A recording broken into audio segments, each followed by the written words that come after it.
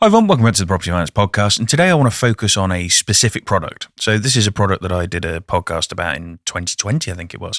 And since then, we've done a number of deals through this product, and I found it to be probably one of the most useful products that we have in our arsenal at the moment. So the product I want to talk about is development exit finance, and it can also be known as wind and watertight or sort of sales bridging is probably the three different titles it comes under. So in terms of how this works, so if we talk about sort of the different stages you can take it, so the first stage is wind and watertight finance. So essentially what will happen is these are all essentially a bridging facility. So let's say you're doing a new build development, you've got the houses up to the point where they're wind and watertight, which means roof on, windows in, doors in. And essentially you get to that point and for whatever reason your development finance falls down, or you get to the point where you're going to run out of time, or you just want to bring the interest rate down, you could jump onto wind and watertight finance, which essentially will lend you 75% of what the properties are worth at that point, 100% of the remaining build costs, up to 75% of the GDV.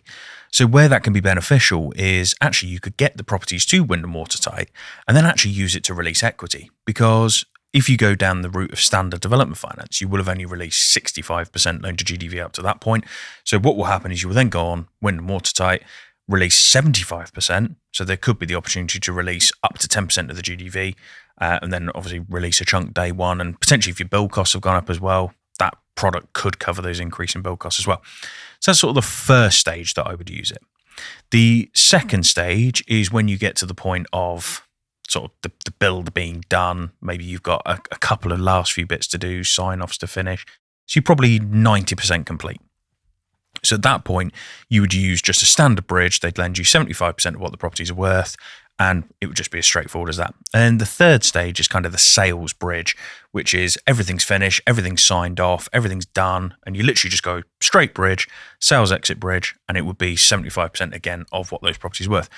Now, some lenders, because this is such a good product and lenders love it, some are actually now going up to 80, 85% loan to value on dev exit as well at the moment. So what I would say as a product, I mean, it's phenomenal what you can do with it, but the scenarios where I would use this is if you're potentially running over and you don't want to go into default with your development finance lender, you can then refinance and buy yourself a bit more time. If you're looking at reducing the overall interest cost, I would also look at using it there as well, because as a first-time developer, you might be on 12, 13% per annum as your development finance. Moving to a dev exit bridge could drop that down as low as 8, 9% per annum. So you can make quite a significant saving. And then probably the last scenario that I would use it in, and probably the most effective, is actually a scenario where you're finding other deals. So let's say I once had a client who was probably one of the best clients we've ever had in terms of his strategy. And his strategy was always to approach 3 deals at a time. So he would always have 1 deal in planning, 1 deal in build, 1 deal in sales. And that's how it would always work. And this first deal would either be planning or acquisition, depending on whether he was picking something up that had planning already. But what it meant is that he would always have, so one deal here in legals, 1 deal in build, so that would be on development finance. And then what he would do is as soon as that deal was done and gone into the sales bit, he would then dev exit it. That would release equity, which he could then put into his acquisition deal. So he'd essentially be revolving the same pot of cash through 3 times and essentially just enable him to carry on and carry on and carry on. And that is a scenario where dev exit finance comes into its own, is that ability to release that 10% of GDV. Because if you're, I mean, let's take one of the deals we've got at the moment. It's an £11.9 million GDV. So you take that, you're talking about releasing 1.19 million out of the deal, take interest fees, everything else. That's £1 million that you could release out of those properties. If you had that access to that, rather than having to wait for all the sales to go through and everything else, releasing that money now could mean that you could go and acquire 2 more sites, 3 more sites. And a deal that we had a few years ago, they needed to release about 650 to put into 2 other deals. Well, had they not released that 650 via a sales exit bridge, they're actually running out of time on their development finance as well.